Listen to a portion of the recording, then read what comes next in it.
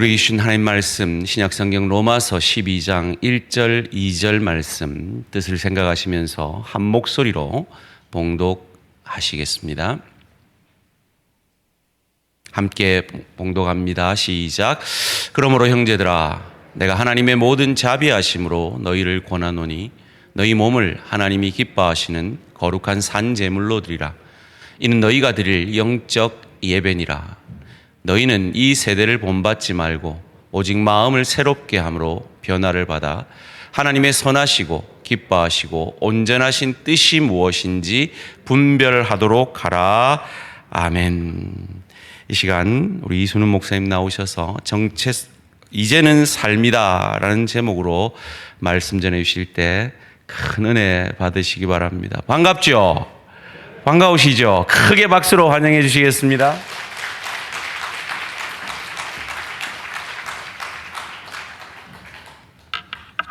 반갑습니다.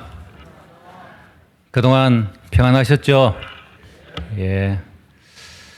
제가 대한교회에서 사역을 하고 또 오늘 이렇게 오면서 참 옛날 생각도 많이 나고 참 세월이 빠르구나라는 생각이 들었습니다. 제 아들이 초등학생 때 여기 대한교회에 있다가 지금은 30살이 되었으니까 세월이 꽤 많이 흘렀지 않습니까? 저도 이렇게 이제 연식이 좀 돼가니까 최근에 2주 전에 백내장 수술을 제가 해드렸습니다.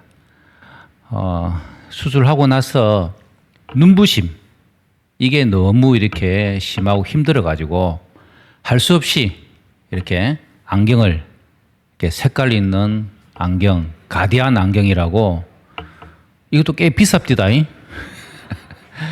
이걸 또 이렇게 할 수밖에 없는 그런 참 상황 가운데 있습니다. 오늘 우리 청년대학부에서 정체성을 확인하라는 그런 주제를 가지고 또 이렇게 한 번씩 특별 집회를 한다는 게 참 감사한 마음이 들고요. 전에 참 대한교회를 생각하면은 저녁 예배를 지키는 교회로, 또 이 저녁 예배를 저녁 식사가 얼마나 맛있던지 맛있게 우리 식사를 준비해 가지고 두란노와 기돈, 우리 청년대학부 그리고 우리 성도님들이 함께 저녁 예배를 받았던 은혜들이 참 기억이 나는 그런 귀한 추억들을 가지고 있습니다. 저는 우리가 이 땅을 살아가면서 그리스도인이기 때문에 정체성이 필요한 사실을 우리는 다 인정하지 않습니까? 적어도 그리스도인이라면은 내가 예수 그리스도께 속한 자이고 예수 그리스도를 닮아가는 자이기 때문에 당연히 그 그리스도인으로서의 정체성이 무엇인지를 우리는 기억하고 그 삶을 나타내야 하는 겁니다. 여러분, 정체성이라는 게 뭡니까? 아이덴티티라 그러죠. 내가 가지고 있는 이 본질, 특성, 우리 그리스도인들이 가지고 있는 특성. 그래서 성경에서는 그리스도인이라면은 소금과 빛의 삶이 우리의 특성이고요. 또 우리를 그리스도의 편지로, 그리스도의 향기로, 그리스도의 대사로, 나그네로, 하나님의 자녀로, 하나님의 대사로 이 땅을 살아가야 될 여러 가지의 정체성에서 우리에게 말씀하고 있습니다. 그런데 우리가 익히 이론적으로 알고 있었던 이 정체성이 코로나19라는 변수가 이 한국 교회를 그냥 뒤흔들어 버렸지 않습니까? 사실 지금도 이 코로나라는 것 때문에 다 마스크를 끼고 딱 앉아가 예배를 드려가지고 그 이쁜 얼굴을 제가 보질 못하고 잘생긴 우리 남자분들의 모습을 보지 못하는 그런 상황 가운데 있습니다. 근데 더 놀라운 것은 이 코로나가 닥침으로 말미암아 그리스도의 정체성이 완전히 뒤흔들어 버리게 되었다는 것이죠. 예배가 뭐지? 왜 우리가 모여야 되지? 믿음이 뭐야? 이런 부분에서 이 코로나가 온 성도들을 정체성을 그냥 뒤흔들어 버린 것입니다. 그냥 처음에는 예배당에 와가지고 예배 안 드리면은 죽는 줄 알았는데 1년 정도 예배당에 가서 예배 안 드려도 그냥 온라인으로 예배 드려도 아무렇지도 않는 오늘 이 시대가 되어버린 것입니다. 그 예배관도 완전히 바뀌어져 버린 거죠. 심각한 그런 어려움들이 오늘 이 우리 사회 가운데 있는 것입니다. 심지어 교회가 무슨 코로나의 발원지처럼 언론에서 떠들어대면서 교회발 어느 교회에 주일 지나고 나면은 확진자가 생겼다. 계속 뉴스에 오르니까 참 내가 교인이라는 이것을 드러내놓고 생활하기가 쉽지 않은 오늘 이 시대의 우리의 삶을 살아가고 있습니다. 그뿐입니까?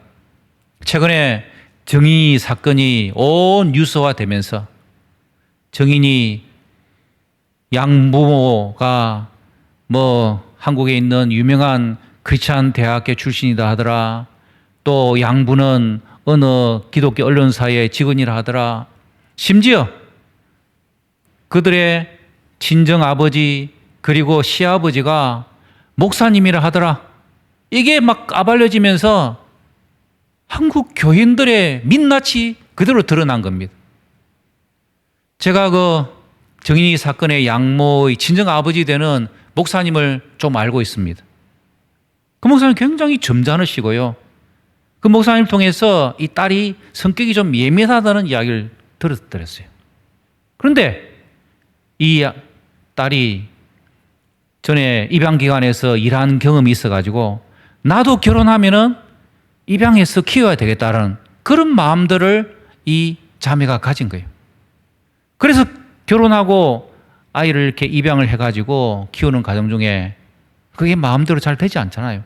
그러다 보니까 자기의 성질을 주체하지 못해가지고 결국 사망에 이르게 되는 그런 참 안타까운 일이 났습니다.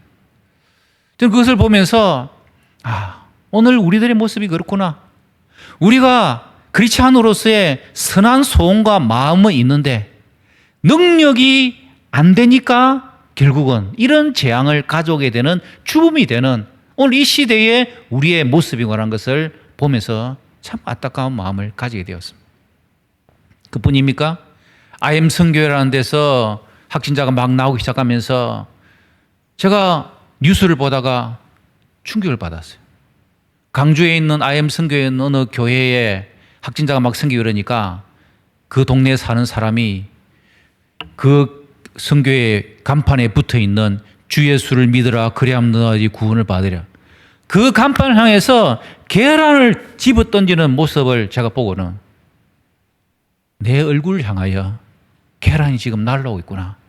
그런 아픔이 저에게 생겼습니다. 혹시 여러분 가운데서 우리 청년들 가운데서 내가 크리스찬이라는 이것을 떳떳이 나타낼 수가 없는 그런 상황 있지 않습니까? 심지어 공직에 있는 분이나 또 이런 학교에 개통이 있는 분들은 이야기를 들으니까 교회 갔다고 하면은 보고를 해야 되는 그런 상황 가운데 있으니까 이 예배 현장의 자리에 오는 것이 너무너무 두렵고 꺼려지는 오늘 이 시대를 우리가 살아가고 있다는 것입니다. 오늘 이 시대에 교인들이 맛을 잃은 소금이 되어서 땅에 짓밟히게 되리라는 주님의 말씀이 오늘 우리 이 시대 가운데서 이루어지고 있는 것이죠.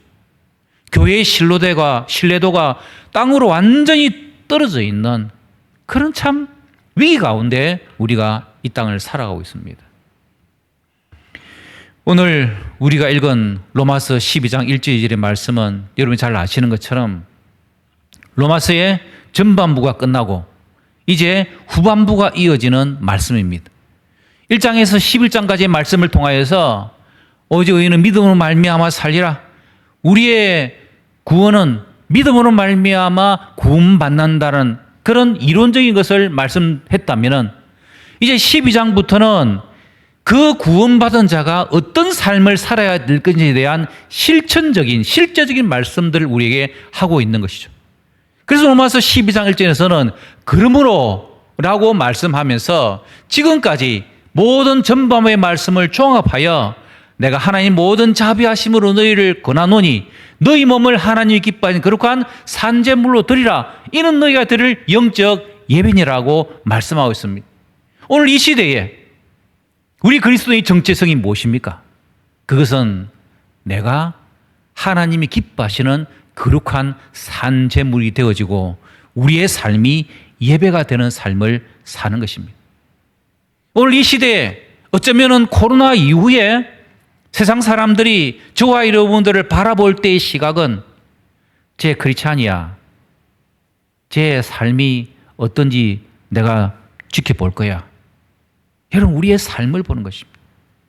이전에는 우리의 신앙, 우리의 믿음 이론적이었다면 오늘 이 시대를 살아가는 저와 여러분들은 철저하게 우리의 삶이 행함으로, 실천으로, 삶으로 그것이 나타나지 않는다면 다시 한 번 더 조롱거리에 끝나버리게 되는 이 땅의 삶을 살 수밖에 없다는 것입니다. 그래서 우리는 우리의 삶이 하나님께서 원하시는 산제물로 드려지는 영적 예배자로서의 삶이 필요하다는 것입니다.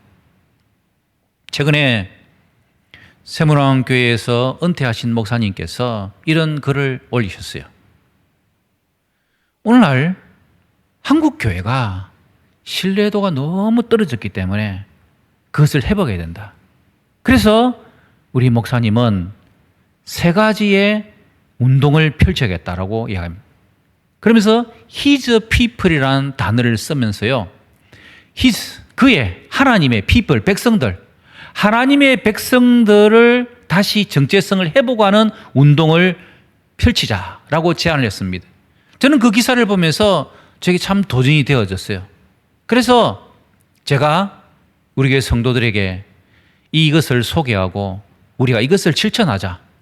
그래서 오늘까지 His, 그러니까 H와 I와 S에 관한 부분들에 대해서 말씀을 나누고 우리가 이것이 우리의 삶이 되게 하자라고 말씀을 전했습니다.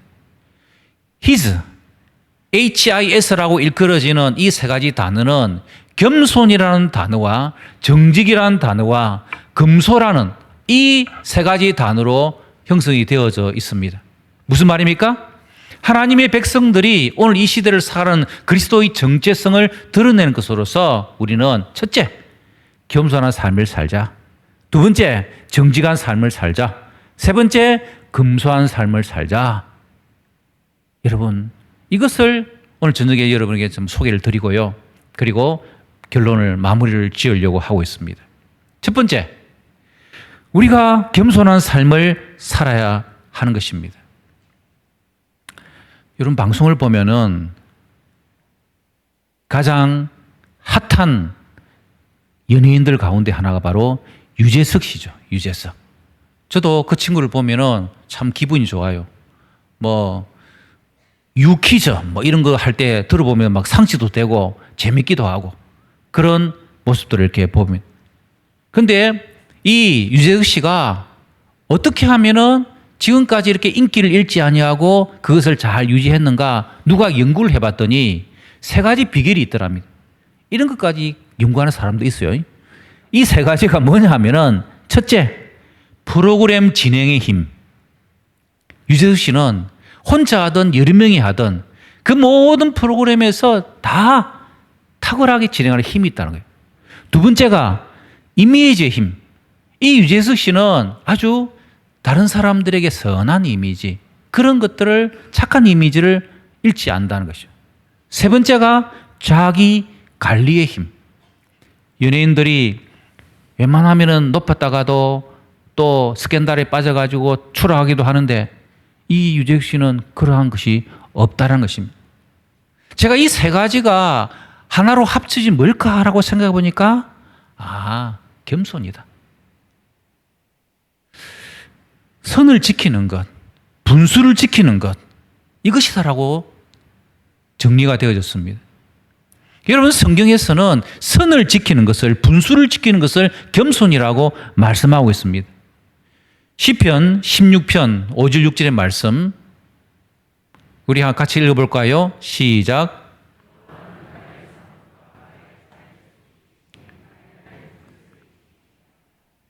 내게 줄로 재어준 구역은 아름다운 곳에 있으며 나의 기업이 실로 아름답도다. 아멘. 오늘 시편 16편 5절 6절에서는 하나님께서 우리 각자에게 주신 산업과 소득의 분깃과 그리고 구역이 우리에게 있다라는 것입니다. 하나님께서 정해진 것을 잘 지키는 것, 이것이 겸손이라고 말씀하는 것입니다. 여러분 잘 아는 대로 성경은 겸손한 자를 하나님께서 들어 쓰시는 것입니다.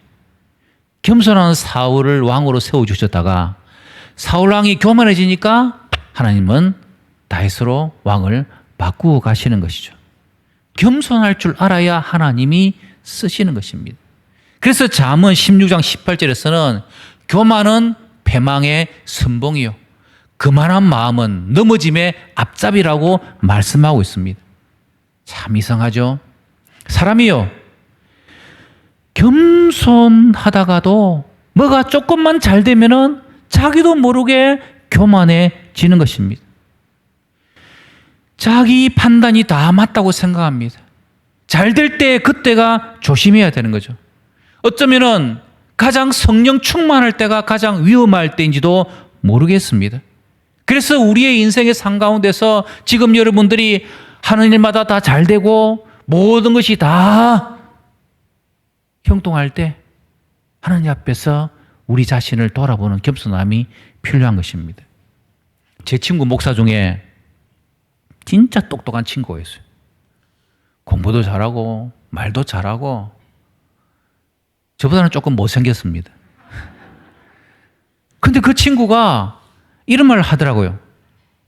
자기가 똑똑한 것을 자랑하면은 하나님이 꿀밤 때리고 하나님이 막 넘어뜨리게 하는 것을 자기가 종종 경험한대요.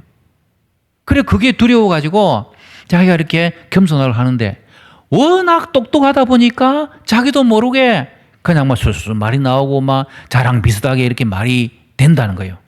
그럴 때마다 사모님이 긴장을 한답니다. 야, 저랑 우리 목사님 한 대 맞는데. 그러면서 막 조심하라 그러고.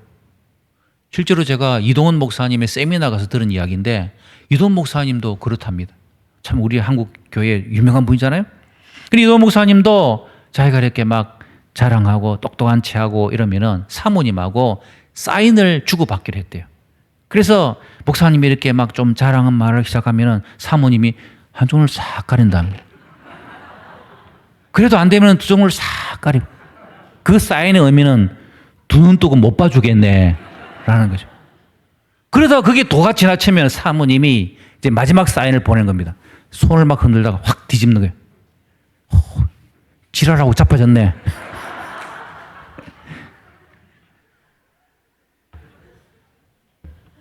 그런 사인을 보내도 못 알아듣는다는 거예요. 여러분, 우리의 땅을 살아가면서 내가 하나님 앞에서 어떤 존재인가? 나의 정체성이 뭐냐? 여러분, 우리는 하나님 앞에서 보면은 아무것도 아닌 존재이지 않습니까? 티끌 같은 존재고, 먼지 같은 존재고. 그런 우리가 뭐가 좀 잘 되고 형편이 풀리면은 잘났다고 어깨 힘들어하고 고개 쳐들고 목에 힘주고 여러분 하나님이 안 사용하십니다. 하나님께서 쓰시는 사람은 하나님의 은혜인 줄 알고 겸손하게 그리고 모든 상 가운데서 하나님의 사랑 속에 거하는 자죠. 그럼 우리가 겸손을 어떻게 배울 수 있습니까? 오늘 시편 16편 6절에 뭐라 그럽니까? 나의 기업이 실로 아름답도다. 여러분 생각해 보십시오. 하나님께서 여러분 각자에게 맞는 가족을 주셨고 일터를 주셨고 교회를 주셨고 구역을 주셨고 친구들을 주셨고 은사들을 주셨습니다. 그런데 어떤 사람들은 자기 것에 만족하지 못하고 자꾸 기웃거리죠. 다른 집이 더 좋아 보이고 다른 일터가 더 좋아 보이고 심지어 대한교회보다 더 좋은 교회가 있는가 싶어가지고 기웃거리고. 하나님의 뜻은 그게 아닌 것이죠. 하나님께서 우리에게 맞는 분깃과 구역과 기업을 우리에게 주셨다고요. 그래서 오늘 나에게 주신 모든 것이 하나님께로부터 주신 은혜요 선물인 줄 알면은 우리는 이 같은 고백을 할 수 있습니다. 따라해 보십시다. 실로 아름답도다. 아멘.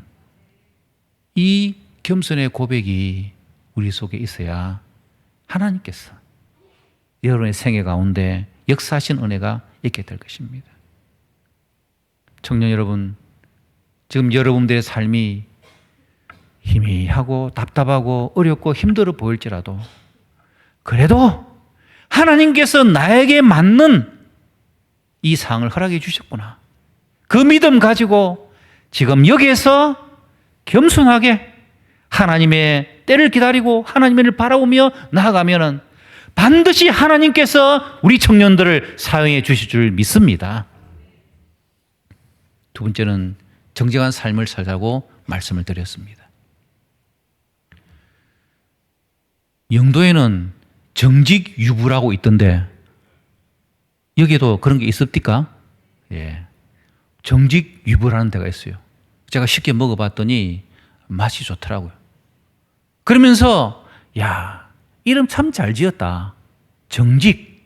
여러분 이 단어가 우리 마음속에 뭔가 끌림을 가져오잖아요. 그래서 왜 정직 유부라고 이름을 지었느냐 알아봤더니 이 사람들은 좋다. 우리는 기본에 김기본 장로님 계시지만 기본에 충실하자. 그래서 우리는 기본을 충실하기 위해서 맛있는 좋은 쌀로 맛있는 밥을 짓고 좋은 유부를 가지고 유부초밥을 만들어서 그것을 정직하게 팔자. 그리고 오늘 우리 저녁 유부 위에 화려한 토핑이 있는 거를 맛있게 잘 먹었습니다만은 거기는 화려한 토핑보다는 가장 중요한 것에 우리는 정직하게 하겠다라고 시작을 한 겁니다. 혹시 음식을 하고 계시는 우리 성도님들 계시면은 정직 김밥, 정직 라면, 정직 돈가스 이런 거 만드시길 바랍니다. 정직이라는 브랜드가 우리에게 끌림을 주잖아요.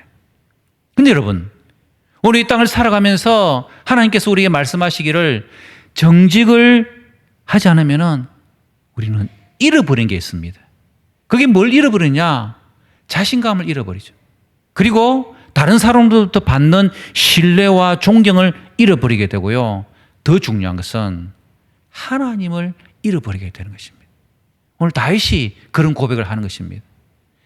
여러분이 잘 아는 것처럼 시편 51편은 다윗이 밧세바의 간음 사건으로 말미암아 이 간음죄를 감추기 위하여서 결국 살인죄까지 저지르는 엄청난 죄악 가운데 있었던 거죠. 정직하지 못한 데서부터 출발해가지고 결국 나단 선지자가 와가지고 지적을 할 때 철저하게 하나님 앞에서 회개하고 고백하며 지은 시가 바로 시편 51편이지 않습니까? 그러면서 다윗은 51편 11절에 이렇게 고백합니다. 우리 같이 읽습니다. 시작.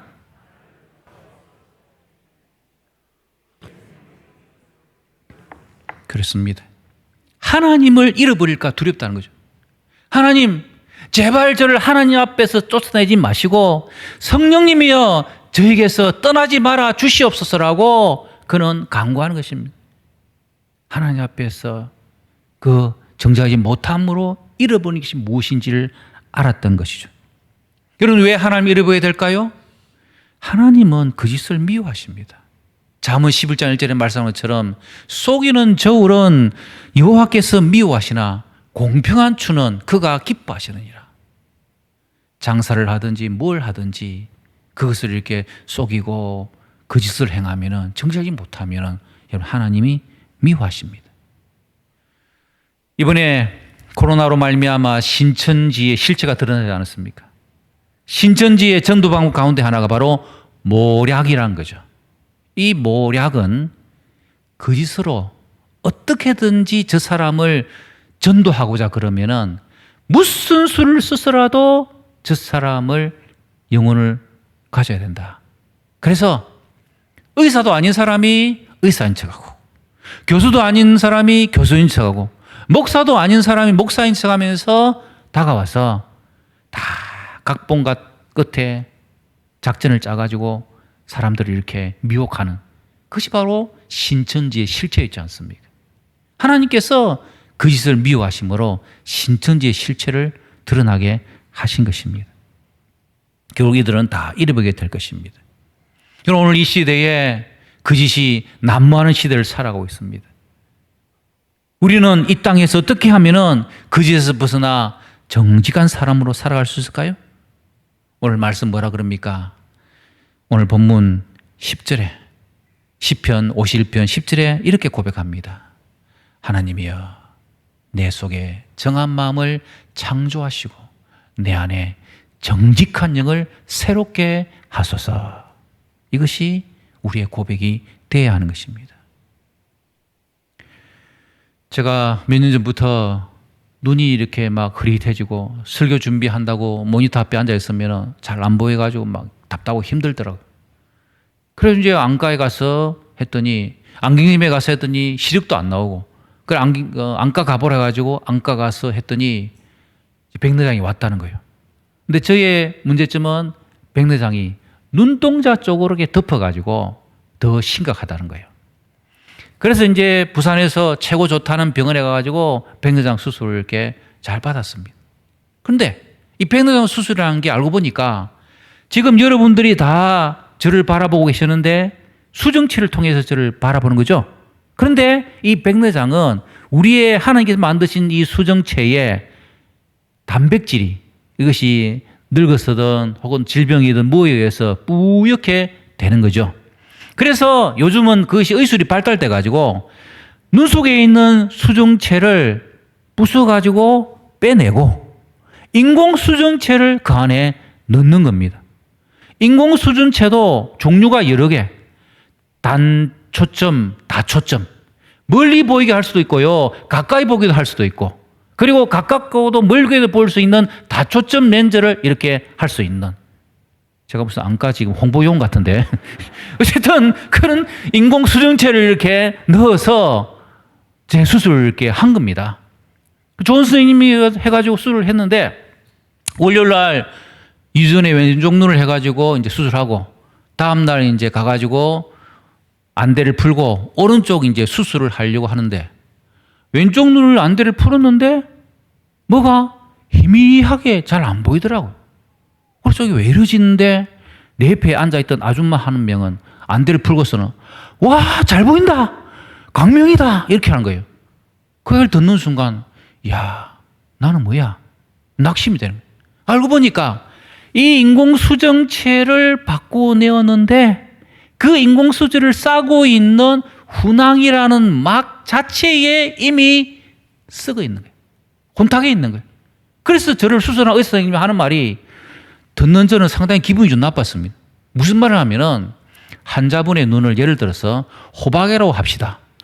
그러면 호박이라서 그것을 이제 호박을 이렇게 파내가지고 보니까 호박 안이 썩어가지고 다 빼냈는데, 빼내고 보니까 호박 밑둥도 썩어 있습니다.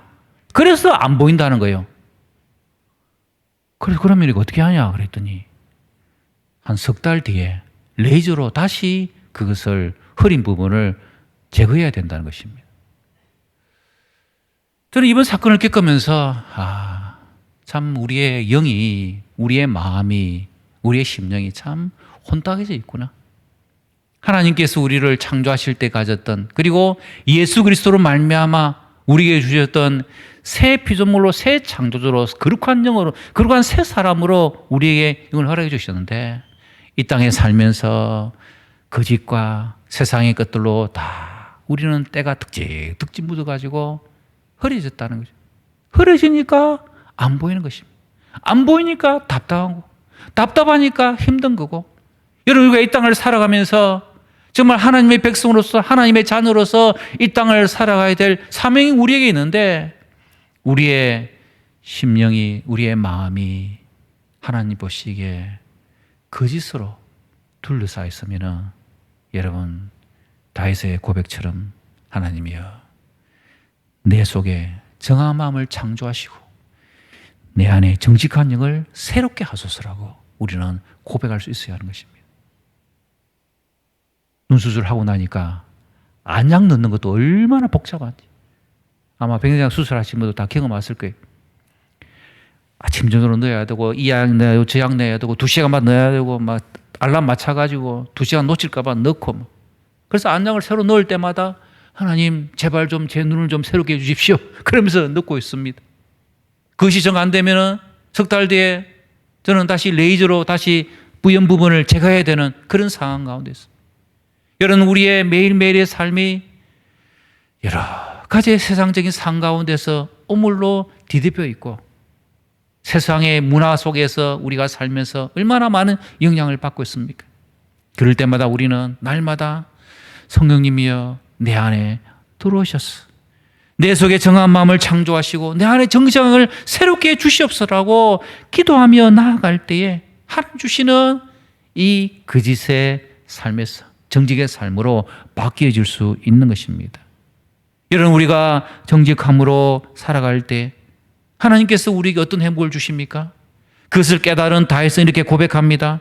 주의 구원의 즐거움을 내게 회복시켜 주시고 자원한 심령을 주사 나를 붙드소서. 구원의 즐거움을 회복시켜 주신다는 것입니다.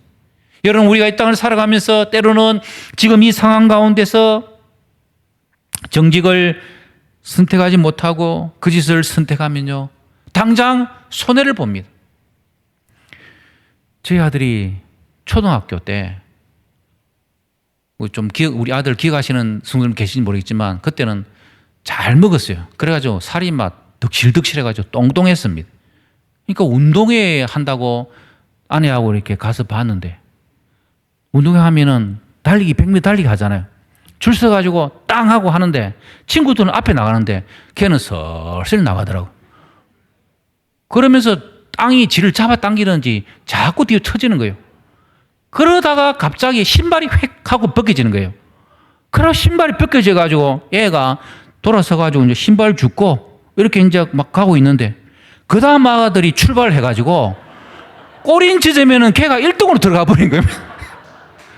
도우미 엄마들이 착각을 해가지고 우리 아가 1등인 줄 알고 1등 여기에다 도장 쾅 찍어주면서 1등 라인으로 딱 데려가는 거예요. 우리가 보니까 이 뭐야 이거 이건 아닌데 그래가지고 아내가 시켰어. 가서 바로 잡아라. 그래서 아내가 살 가가지고 불러내가지고 영민아 너 1등 안 했잖아. 이야기하고 나와. 그러게 얘가 이야기하고 이렇게 나왔어요. 1등 되었는데 노트를 못 받는 손해가 아이에게 있었습니다. 하지만 그날 저녁에 우리는 정직하게 했기 때문에 너에게 즐거움을 준다 해서 통닭을 쌌지 않습니까? 여러분 정직하면요 참 손해봅니다. 우리 청년부 친구들도 학교에서 요즘 온라인으로 이렇게 공부하고 온라인으로 막 시험 치고 하잖아요. 이야기 들으니까 뭐 어떤 친구들은 카페에 막 옹기종기 모여가지고 서로 정보를 제공해 주면서 그래가지고 막 성적을 잘 받는 친구들이 있는 반면에 그냥 정직하게 시험을 치면은 손해를 보는 친구도 있는 거예요. 그러나 분명히 우리가 기억해야 되는 것은 한순간에 정직으로 말미암아 아니 한순간의 거짓으로 순간의 유익은 얻을 수 있지만은 여러분 인생의 삶은 길게 봐야 되는 것입니다.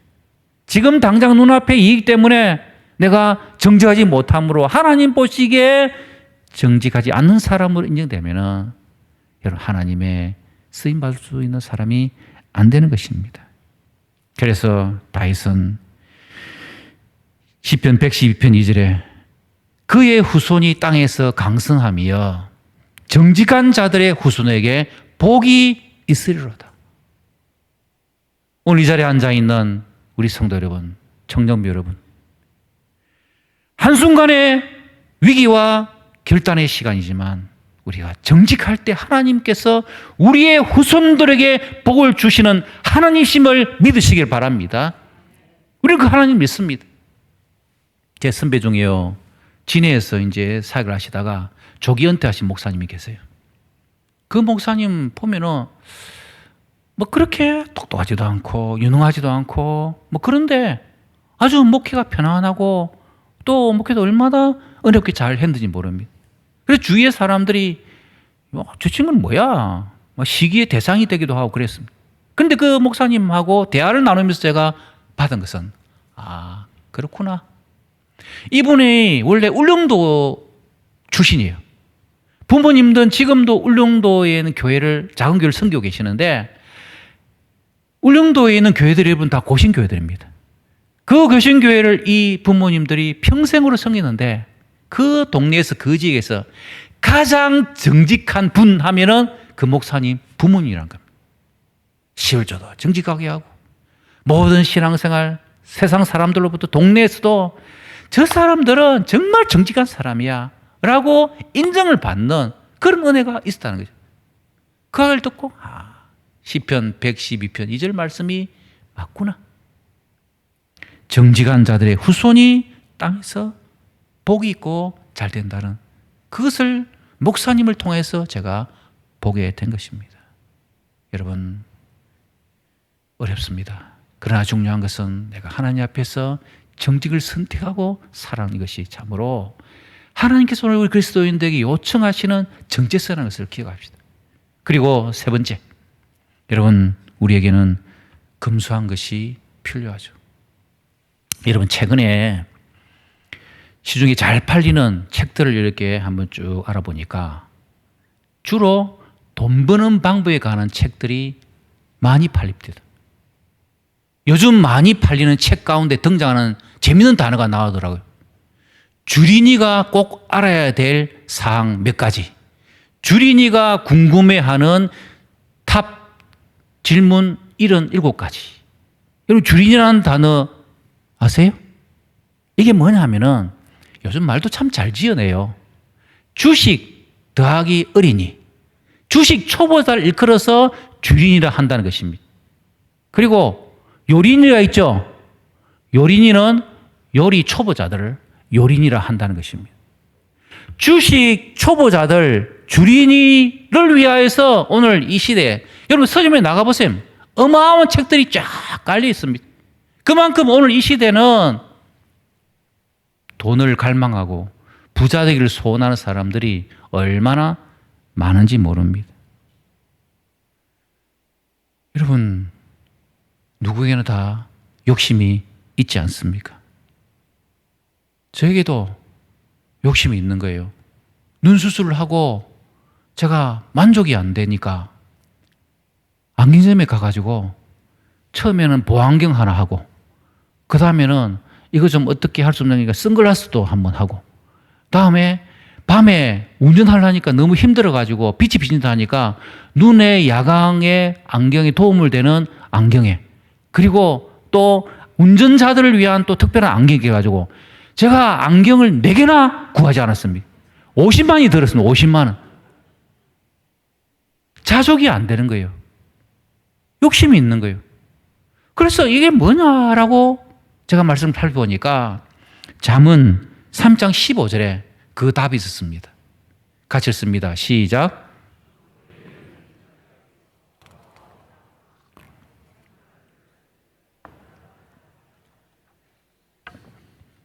아멘. 왜 잠언서에서 그머리라는 것을 사용했을까요? 여러분 그머리에게는요 2딸이 있는데 다오다오 이것 다오 저것 다오 족한 줄을 알지 못하고 족하다 하지 않은 것이 있다는 것입니다. 여러분 우리의 본성 속에는 그게 있다는 거죠.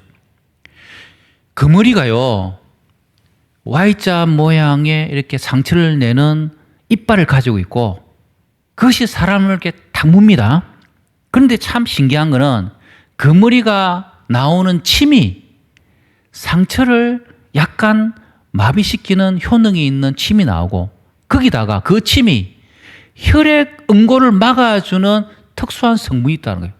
그래서 그머리가 몸에 달라붙어가지고 피를 이렇게 빨아먹어도 잘 모른다는 거예요. 여러분 우리의 본성 속에는 그머리 같은 본성이 있습니다. 이거 다오 저거 다오 이거 필요해요 저거 필요해요 그렇게 우리가 요청을 하는 것입니다. 그래서 우리의 삶은 자족하고 금소한 삶을 우리는 살아야 된다라는 머리로는 이해하면서도 우리 마음 한편 속에는 아니야, 나는 그렇게 살 수 없어. 그런 것들이 우리 속에 가득해 있는 것이죠. 여러분 어찌해야 되겠습니까? 디모데전서 6장 8절에서는 먹을 것과 입을 것이 있은즉 족한 줄로 알 것이니라. 하나님은 우리에게 이렇게 말씀합니다. 야, 정신 차려라. 지금 너희들 먹을 거 있잖아. 입을 거 있잖아. 가족 있잖아. 그것으로도 족한 줄로 알고 여기라고 우리에게 말씀하고 있다는 것입니다. 어떻게 하면 우리가 여기게 될까요? 우리가 성도들의 특권 가운데 하나가 저는 식사기도 있다고 생각합니다. 식사기도 가만히 생각해 보면 참 이상하잖아요. 아직 먹어보지도 않았는데 식사 대피기도 하는 사람들이 항상 맛있을 줄 믿습니다. 맛있게 먹겠습니다. 그러면서 기도를 하는 것입니다.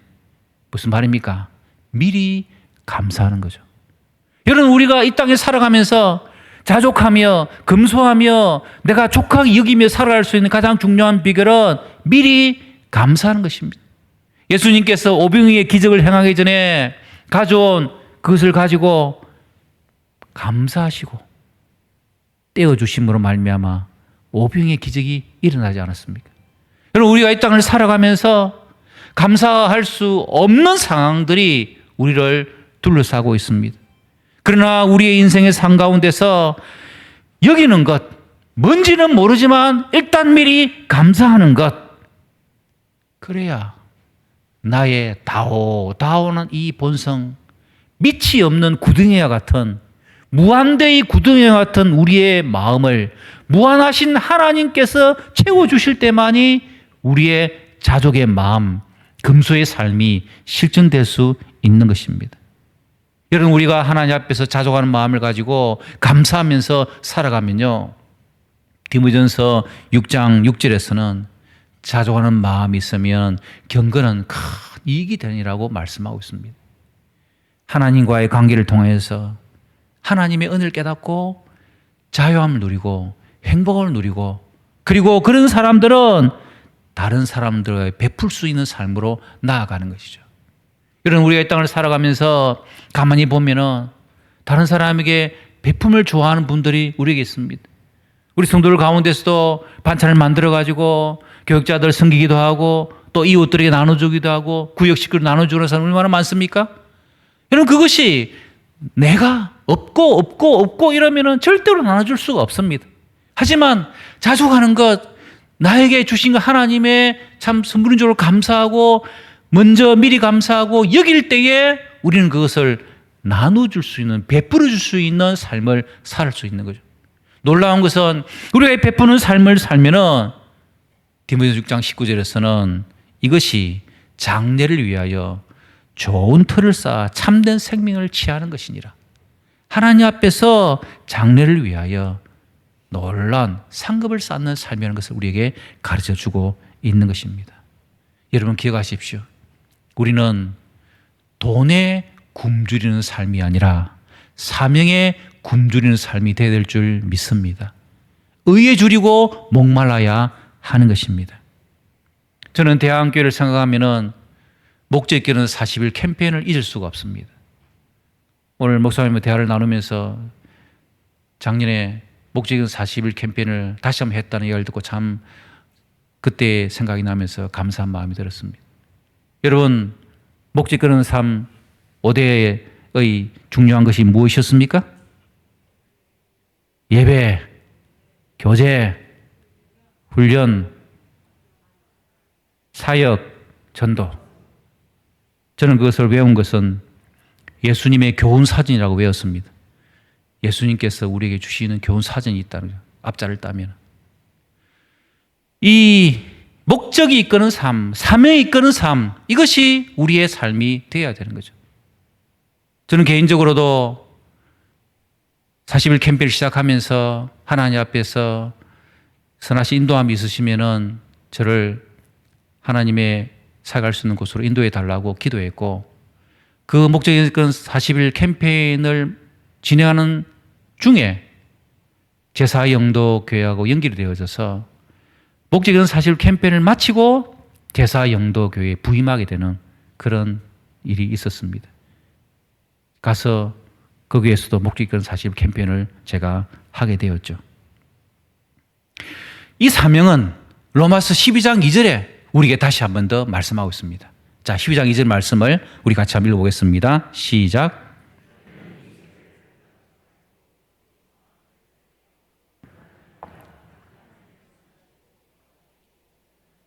무엇인지 분별하도록 하라. 아멘.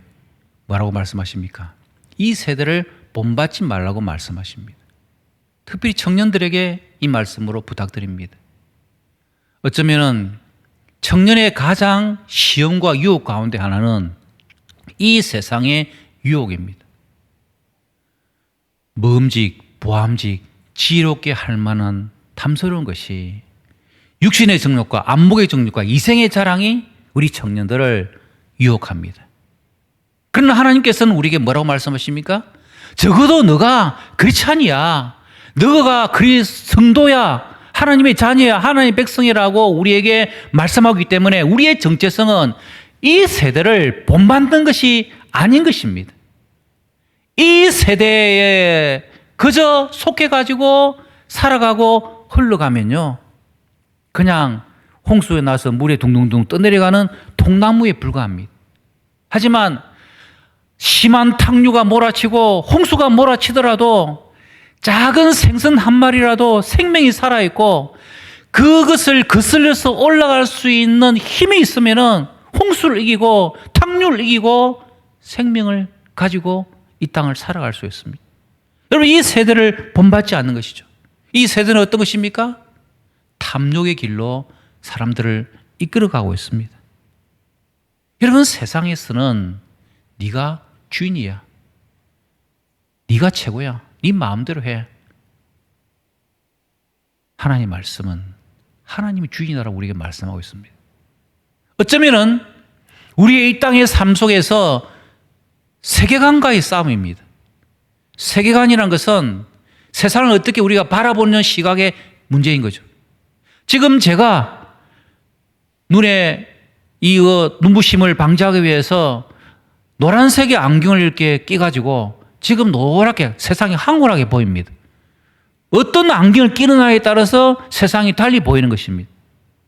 청년들이, 우리 성도들이 이 세상을 바라보는 세계관 안경이 뭐냐에 따라서 우리의 인생의 삶이 결정되어지는 것이죠. 여러분, 청년 여러분들은 먼저 이 세대를 본받지 않는 데서부터 우리의 삶이 시작되어진다는 것을 반드시 기억해야 됩니다. 결국 주인의 싸움이죠. 내가 내 인생의 주인이 되어서 내 마음대로 할 것이냐, 아니면은 나를 창조하시고 나를 다스리는 분이 창조주 하나님을 믿고 그 하나님의 종으로서 내가 살 것인가. 철저한 이 두 가지의 싸움 가운데서 우리는 살아가는 것입니다. 세상을 만드신 분이 하나님이시잖아요. 세상을 만드신 하나님을 잘 아는 것이 세상을 이기는 비결인 것입니다. 하나님의 뜻은 어디에 있습니까? 말씀에 있습니다. 청년 여러분, 성도 여러분, 하나님의 말씀에 그 뜻을 우리는 얼마나 길을 그리고 하나님의 뜻을, 아니 오늘도 오전에 주신 하나님의 말씀, 목사님을 통하여 주신 하나님의 말씀을 여러분 얼마나 기억하고 실천하고 삶으로 살아내려고 몸부림치고 있습니까? 오늘 로마서 12장 2절에서는 우리를 향하여 뭐라고 말씀하십니까? 너희는 이 세대를 본받지 말고 오직 마음을 새롭게 함으로 변화를 받아 하나님의 선하시고 기뻐하시고 온전하시듯이 무엇인지 분별하라고 우리에게 말씀하고 있습니다. 적어도 크리스찬이라는 정체성을 내가 가지고 있다면, 내가 그리스도인이라는 그런 자의식을, 아이덴티티를 가지고 있다면 마음을 새롭게 해야 되죠. 변화를 받아야 되죠. 그래서 우리는 하나님의 선하시고 기뻐하시고 온전하시듯이 무엇인지 분별할 수 있어야 하는 것입니다. 하나님의 선하시고 온전하시고 그 기뻐하신 뜻이 무엇인지는 성경에 나와 있는 것입니다. 그래서 우리는 이 하나님의 말씀에 기초를 두고 하루하루의 삶을 살아가는 것이고, 그것이 우리의 삶의 경건의 삶의 출발인 것이고, 이 경건의 삶이 쌓이고 쌓여 우리의 삶으로 드러날 때, 맞아, 쟤는 크리스찬이야, 저 사람은 성도야, 저 사람은 하나님의 백성 틀림없어, 그런 말을 듣게 되는 것입니다. 어쩌면은 이러한 것들은 외로운 싸움이요, 힘겨운 싸움이기도 하는 것입니다. 분명한 것은 대가 지불이 있을 것입니다. 하지만 여호수아 1장 8절의 말씀처럼 이 율법책을 내 입에서 나지 말게 하여 주야로 그것을 묵상하여 그 안에 기록된 대로 다 지켜 행하라. 그리하면 내 길이 평탄하게 될 것이며 내가 형통하리라는 하나님의 약속의 말씀을 우리가 이루어내는 삶을 살아갈 수가 있는 것입니다. 진리의 길은 좁은 길입니다. 의의 길은 협착의 길입니다. 어쩌면은 오늘 이 시대를 살아가는 코로나 시대의 성도의 정체성은, 청년 크리스찬의 정체성은 거룩한 나그네의 정체성을 잃지 마셔야 합니다. 나그네는 짐이 가볍습니다. 나그네는 어디든지 향하여 나아갈 수 있습니다. 그러나 우리는 진리의 나그네이기 때문에 이 땅을 살아가면서 주인됨과 그리고 하나님 앞에서의 나그네 의식을 가지고 날마다 살아갈 수 있는 것이죠. 순례자의 삶, 이것이 우리 앞에 놓여져 있는 삶인 것입니다. 천국길 가는 순례자인 것이죠. 사랑하는 성도 여러분, 사랑하는 청년 여러분, 내 계산기를 내려놓고 하나님의 계산기로 사시기를 바랍니다. 내 잔머리로 막 계산하고 두드리면은 작은 유익, 작은 기쁨을 누립니다. 그러나 하나님의 계산기로 들이대면요, 하나님께서 사용하십니다.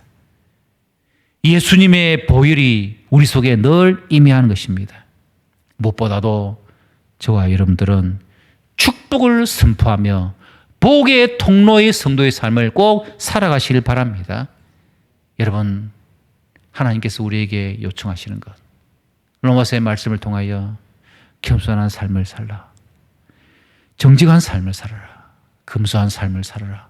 이것이 우리의 삶인 줄 알고, 비록 청년의 때 유혹과 시험이 많고 지금 여러 가지 일들이 참으로 답답하고, 취업의 문제, 결혼의 문제, 장래의 문제, 모든 문제가 손에 잡히지 않을지라도, 여러분, 믿음이 뭡니까? 믿음은 손에 잡히지 아니하고 눈에 보이지 아니하고 귀에 들리지 않아도 내가 오직 믿음을 선택하고 그 길을 향하여 걸어가는 것입니다. 우리의 신앙의 선배들이 그렇게 살아온 것입니다. 성경에 나오는 수많은 하나님의 백성들이 그 믿음을 선택함으로 말미암아 그들이 받았던 그 은혜와 그 복들을 우리는 알지 않습니까? 여러분, 오늘 이 시대에 다시 한 번 더 하나님께서 우리에게 주시는 이 그리스도의 정체성이 얼마나 중요한지 깨닫고, 저와 여러분들은 하나님의 자녀 백성으로서 이 어려운 이 시대를 오직 믿음으로, 오직 말씀으로 승리하는 대한교회 성도들과 우리 청년들 다 되시기를 주님 이름으로 축복합니다. 우리 함께 기도하십시다. 주님, 그렇습니다. 우리의 눈을 열어 주의 영광을 보게 하여 주시고, 주님, 이 세상에 때에 묻어있는 내 영혼들을 씻겨주시며 진리 안에서 새롭게 하여 주시옵소서. 믿음으로 한 번도 걸어가 보지 못한 길을 걸어가고자 합니다. 그 길을 걸어갈 때 우리를 도와주시옵소서. 나를 받아 주시옵소서.